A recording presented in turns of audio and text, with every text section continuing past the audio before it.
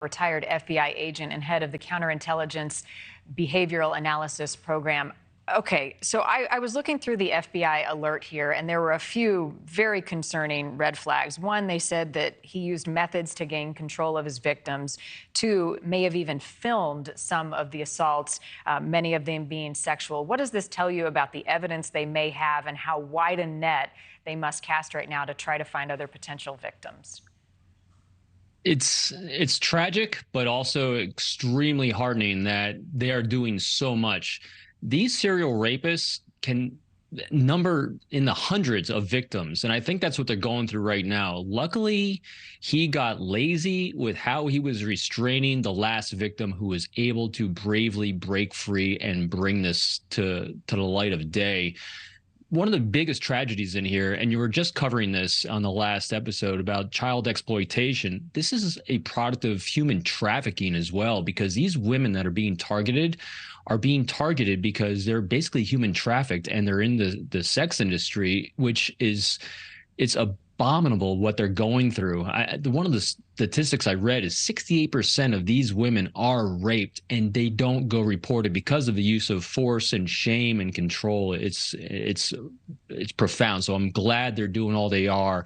I think this is going to number in the hundreds of victims that come out. Well, the other thing, Robin, that is so concerning about this case, and also probably highlights more of what is happening, is that he was looking for the vulnerable, right? He had made some notes, according to court documents, find women who didn't have families or friends or people who would be looking for them, right? So that was his MO, to go after people that if they disappeared from the street, he could get away with it.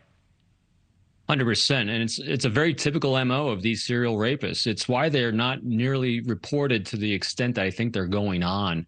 And so hopefully this will be a case that brings it to light, to bring more attention to the human trafficking that's creating these situations where people, horrible people like this, are taking advantage of the disenfranchised and the people that are being trafficked in our society. And it's pretty troubling that now this appearance on Judge Judy's show has come to light, and his then girlfriend, mother of two of his kids, was saying he's assaulting me, and he flipped it on her, and ultimately he won the suit. He was able to sue her, and she wasn't believed.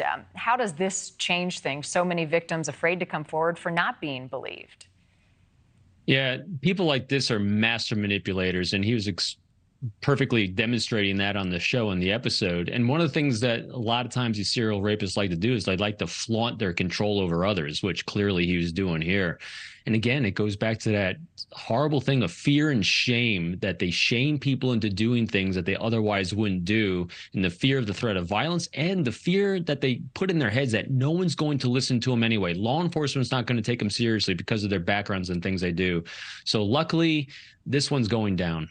Yeah, and hopefully they are able to locate many more victims and prevent this from happening again. Robin, as always, I appreciate it.